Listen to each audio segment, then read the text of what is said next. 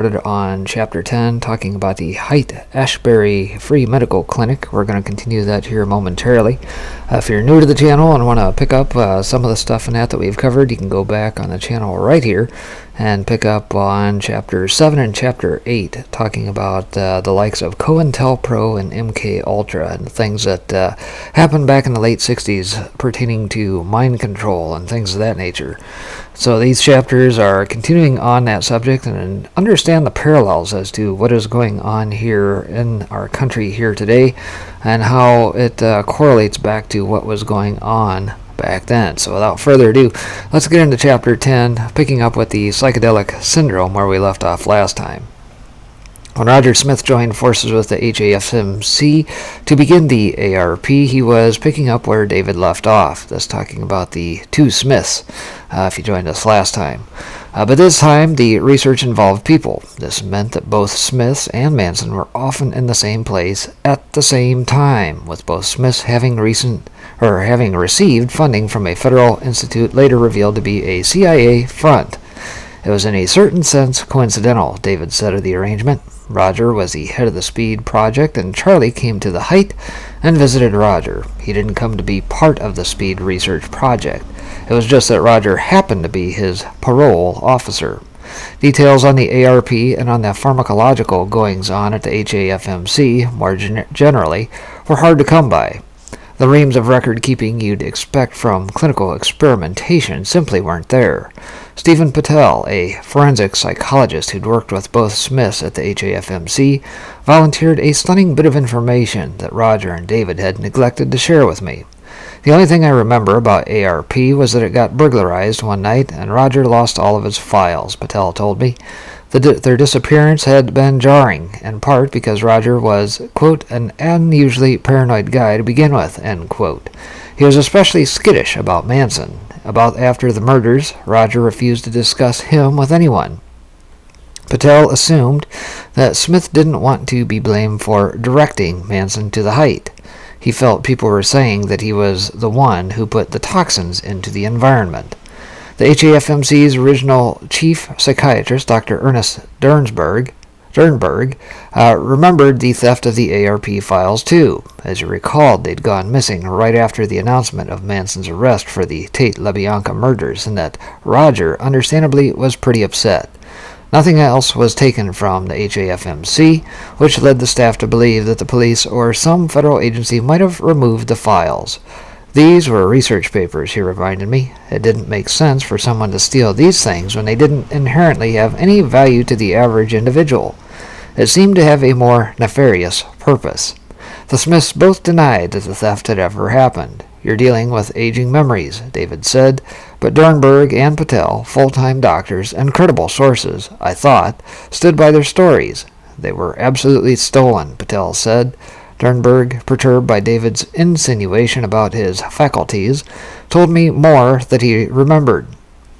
It was a considerable amount of research, the premier amphetamine research conducted at a street level. It would have been very important to the clinic, and it disappeared. Call David. Ask Roger if he has the files or knows where they are. Both men said they had no idea. What have survived are the many issues of the Journal of Psychedelic Drugs, the HAFMC's in-house research organ, still active to this day. David Smith founded it in 1967, and at various points both he and Roger served on its editorial board. In the late 60s and early 70s, the journal printed a raft of articles by David and other clinicians about the long-term effects of LSD and amphetamines. One of these articles hoped to find out whether a dramatic drug-induced experience would have a lasting impact on the individual's personality. Another observed that feelings of frustrated anger led people to want to try LSD. The soil from which the flower children arise, the author wrote, is filled more with anger and aggression, thorns and thistles, rather than passion and petunias. Under emotional pressure, acid could induce images and sensations of anger or hate magnified into nightmarish proportions.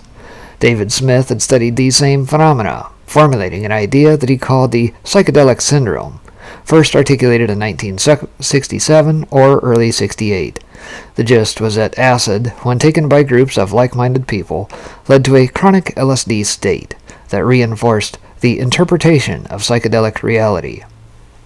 The more often the same group of friends dropped acid, the more they encouraged one another to adopt the worldview they discovered together on LSD, thus producing dramatic psychological changes.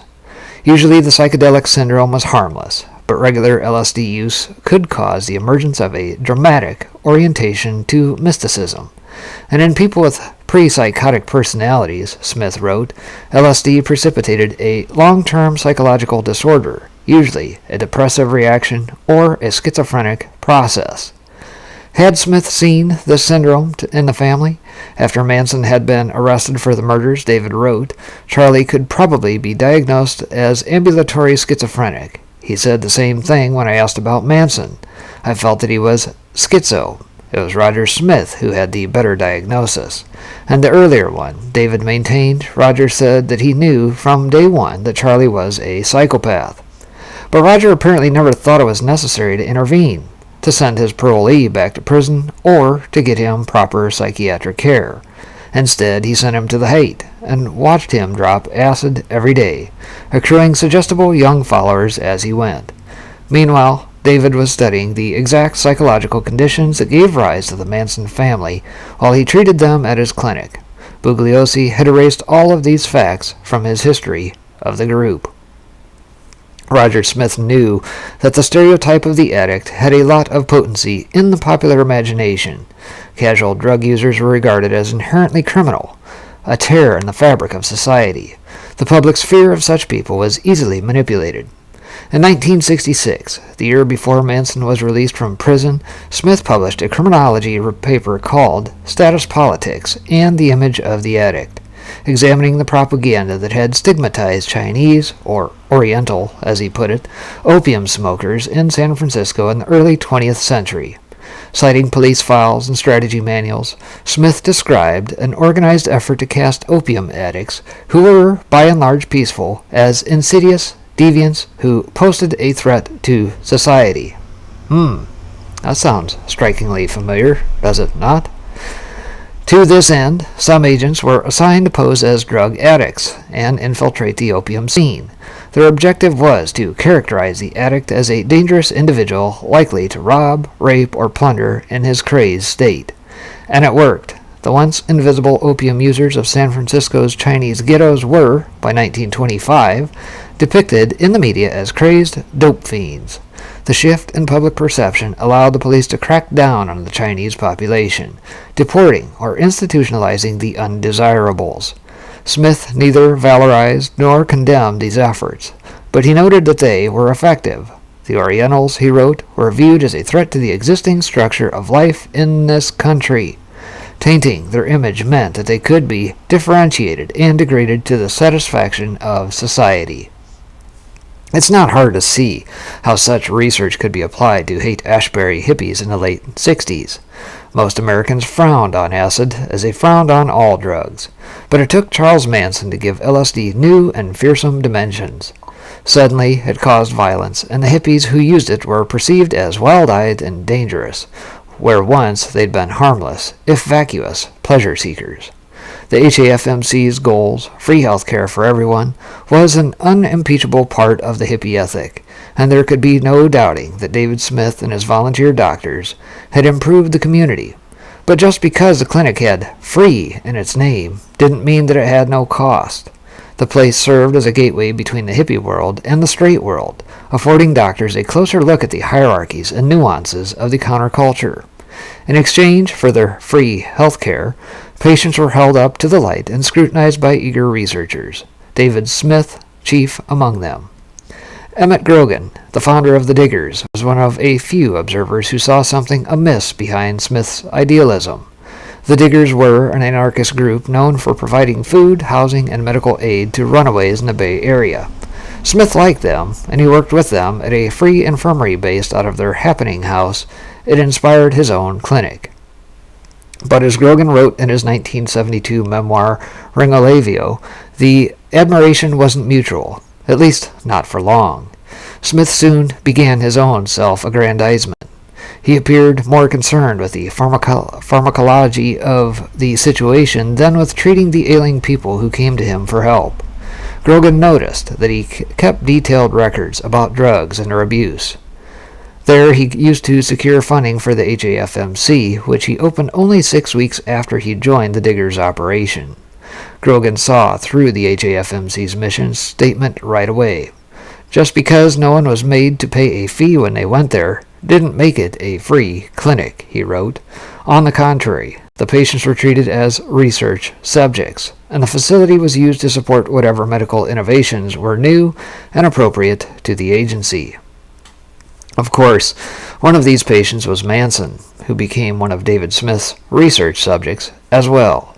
He was such a special case that Smith tracked him far beyond the walls of the HAFMC, sending his top researcher all the way down to Los Angeles, where Manson and his rank of followers had set up shop on the time-worn western sets of the Spahn Ranch. The group marriage commune.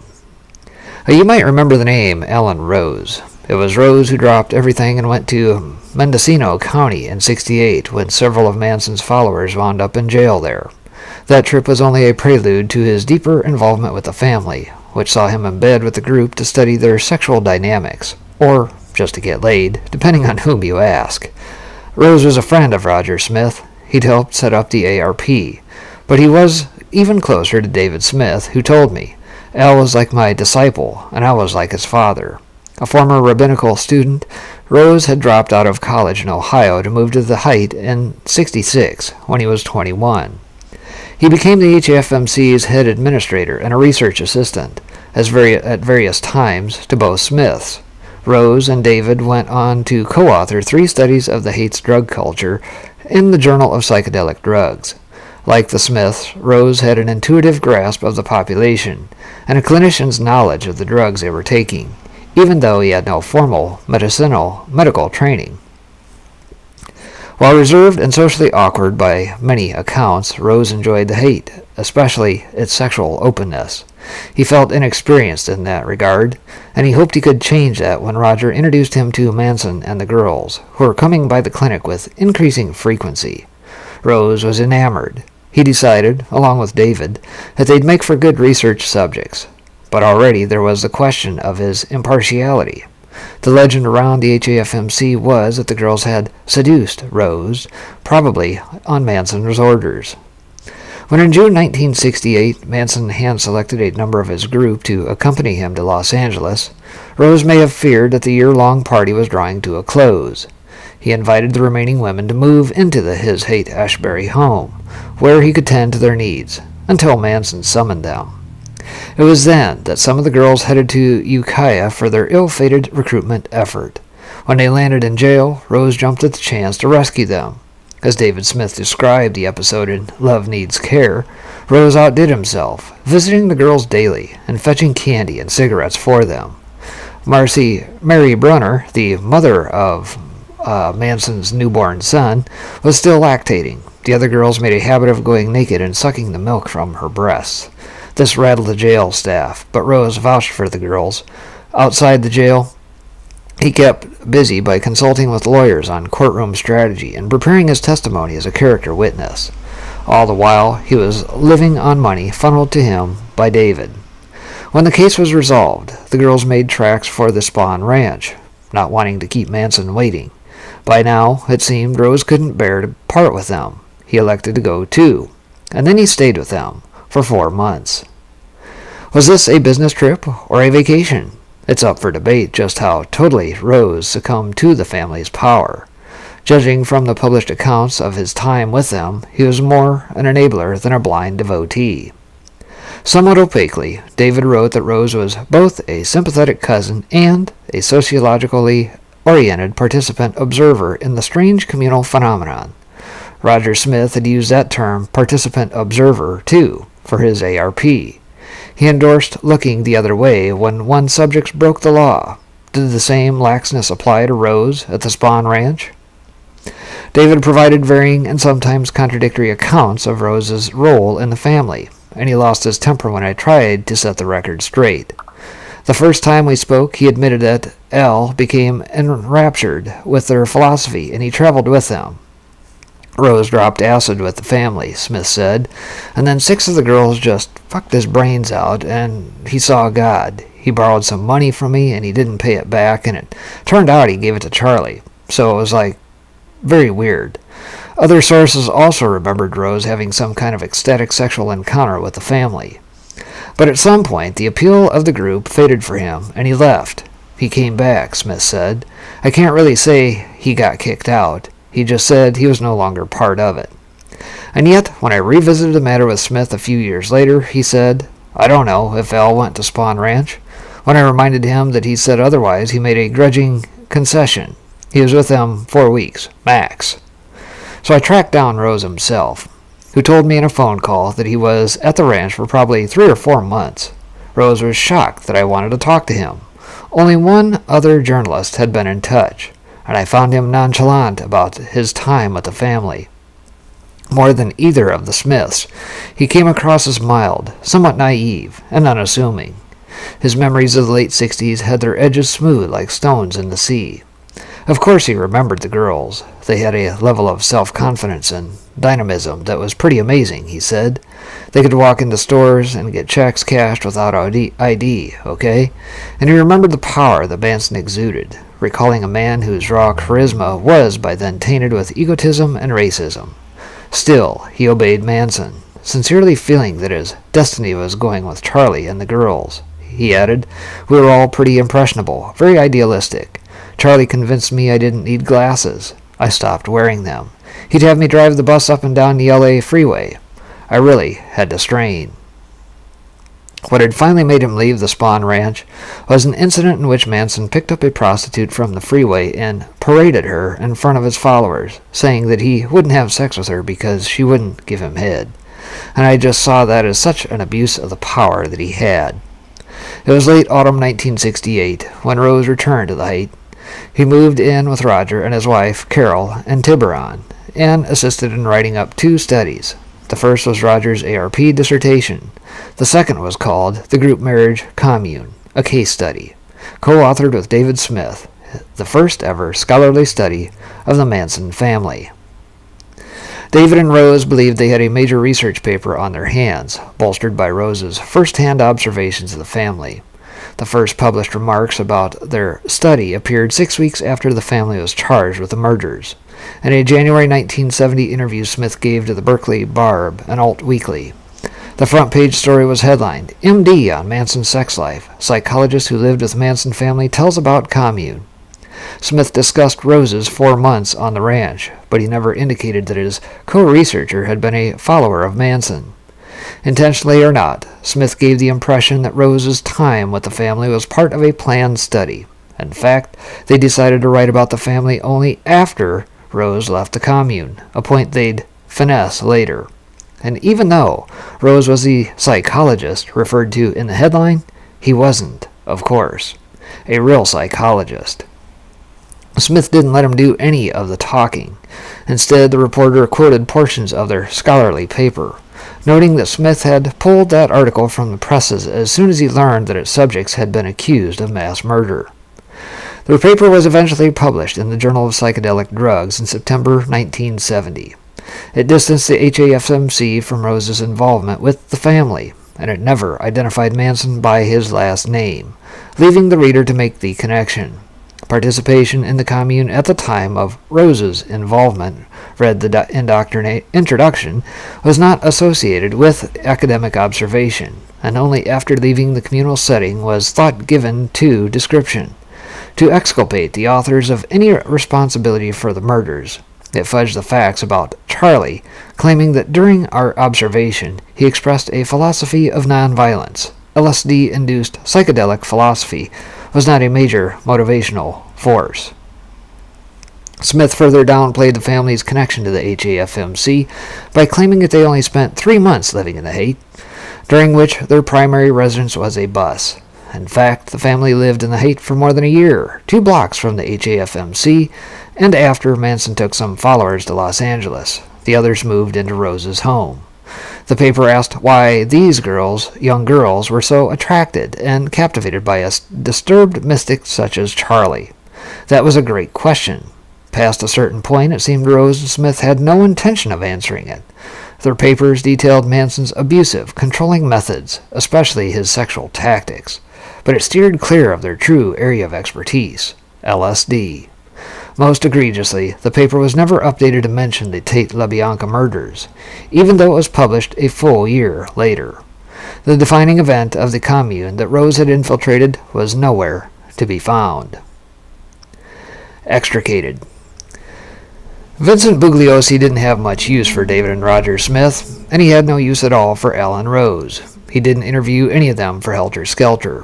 The book's one quote from Roger, "There are a lot of Charlies running around, believe me," was lifted from his short piece in Life magazine and framed to make it look as if Bugliosi had actually spoken to him.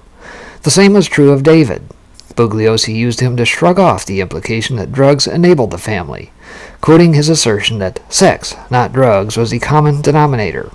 That quote is also pulled misleadingly from Life. David had written about Manson in the same issue. Given the realm of David Smith's research, I can see how he really believed it. Other than that, the Smiths are absent from a story that might never have unfolded without them.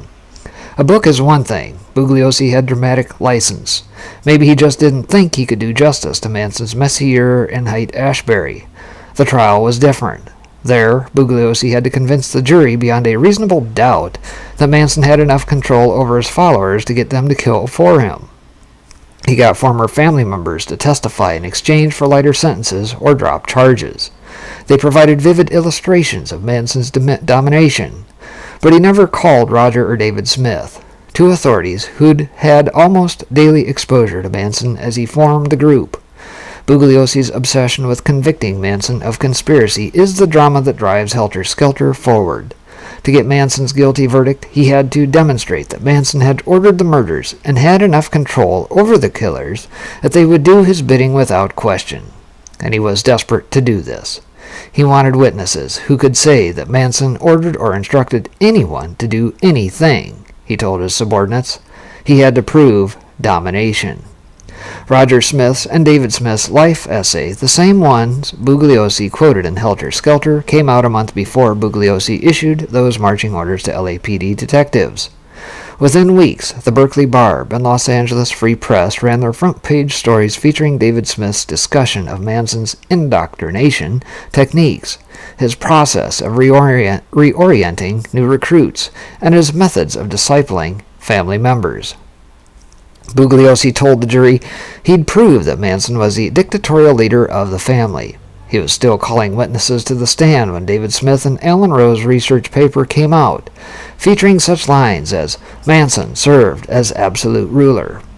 Yet the Smiths and Alan Rose told me that Bugliosi never got in touch with them, nor did anyone else from the Los Angeles DA's office or the LAPD.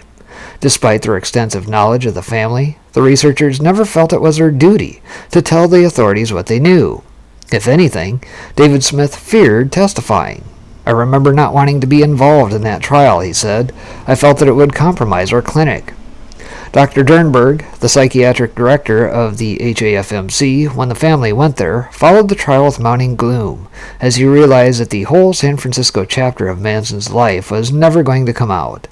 He told me it was as if Manson's stay up there had been extricated from the whole mass of data.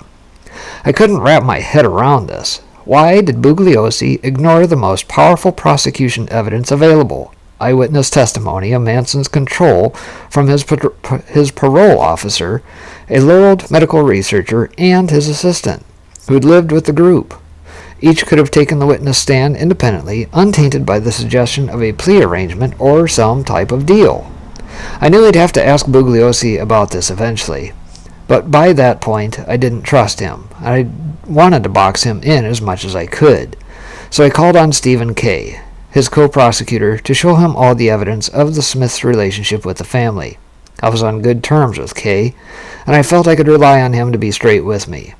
At his office, I laid out the 2 life essays, which I knew Bugliosi had seen, plus press accounts of the Smiths and the HAFMC research papers. Kay read through them diligently. "I have never seen these before," he said, his mouth open. I asked him if there was any way that Bugliosi had missed this stuff, Absolutely not, Kay said. Vince read all the newspapers, every paper that came out. He subscribed to every paper. I know everything we had in the files, Kay went on, because we had a big file cabinet. I'd been through all that. He was positive they didn't have the Smith's papers and articles there. If Bugliosi knew about them, he wasn't keeping them in the regular file. As far as Kay could recall, Bugliosi had never discussed the Smiths and Alan Rose, never entertained the idea of putting them on the stand. But Kay couldn't understand why. If we had an independent person like that, he told me, that's much better than calling a member of the Manson family. They would have been dynamite witnesses for us. Although the Smiths never appeared in the courtroom, there's a link between the research and Bugliosi's reasoning that continues to perplex me. In the first phase of the trial, the prosecutor persuaded the jury that Manson had controlled his followers' every thought and action, full stop. In the trial's death penalty phase, he had to refine that argument somewhat, because the defendants could be sentenced to death only if they were acting under their own free will. Bugliosi claimed that, regardless of their brainwashing, each of them had the independent capacity to murder. As Bugliosi explained it to me in our first meeting in 1999, Manson had somehow learned that a select few of his followers were willing and able to kill.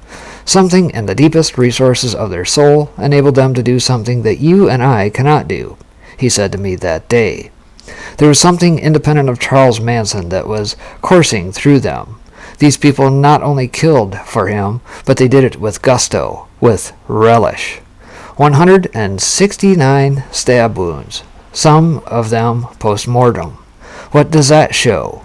I think it's circumstantial evidence that some people have much more homicidal tendencies than others. It's those tendencies that recall David Smith's research. In a 1969 issue of the Journal of Psychedelic Drugs, Smith wrote that the main purpose of his experiments with mice was to isolate the behavioral traits of the rodents that would kill after they'd been aggregated and injected with amphetamines, and then to modify their behavior using other drugs. 2 years later, writing of the study and its parallels to hippies in The Height and Love Needs Care, Smith admitted that it has yet to be determined whether amphetamines modify the personality primarily for biochemically altering the central nervous system or by reinforcing or precipitating long-term psychological tendencies. Strikingly, as Bugliosi had it, those psychological tendencies were exactly what Manson had learned to exploit. In the 2 years before the Manson murders, several papers in the Journal of Psychedelic Drugs and other periodicals looked at the increase of psychotic violence in the Height and its link to amphetamines, LSD, and population density. Some made reference to a forthcoming paper by David Smith, Roger Smith, and Alan Rose on the role that had personality factors played in the user's reaction to drugs. Why was it that, after just one experience with amphetamines or LSD, certain people experienced hallucinations that lasted for days or even weeks? Were the drugs to blame, or some aspect of the user's psychology? Their paper promised to look into the phenomenon. But when the article, Acute Amphetamine Toxicity, finally appeared in the spring 1969 Journal of Psychedelic Drugs, both Roger Smith and Alan Rose had been removed as authors. Contradicting his later claim in Love Needs Care, David Smith wrote that he disagreed with the consensus that personality was a prime factor in differentiating people between psychotic and non-psychotic reactions, arguing instead that in the drug subculture of the Haight-Ashbury, the prime determinants of psychotic versus non-psychotic reactions were immediate drug environment and experience of the user. More significant than the contradiction, I felt, was the article's obscurity when the HAFMC republished bound editions of all the journals 5 years later. Acute amphetamine toxicity wasn't included in the collection. All the annotations referring to it in other journal articles had been removed too. Just as Manson's time in the Haight was extricated from the record at trial, the study by the two Smiths and Alan Rose, a study into the origins of the same psychological tendencies found in members of the Manson family, had disappeared. And that looks like a pretty good stopping spot for where we're at in Chapter 10. Again, trying to kind of maintain a short 30-minute-er, if you will. We'll get through the next part, Coda 6 Hours with Roger Smith, and I think there's maybe one section left to round out Chapter 10 here. And then we'll get into Chapter 11 as well. So appreciate you guys joining here. Very interesting to read through this and all of the stuff that Helter Skelter missed. If you followed that case from back in the day, perhaps you can see that here as well. And again, some of the takeaways out of this, if you've been following along with Chapter 7, Chapters 8, where we're at in Chapter 10 here, the last piece Nat put out, the parallels to what is going on here today. So consider that. And that's going to do it for this edition here. Appreciate you guys tuning in, and we'll see you back on the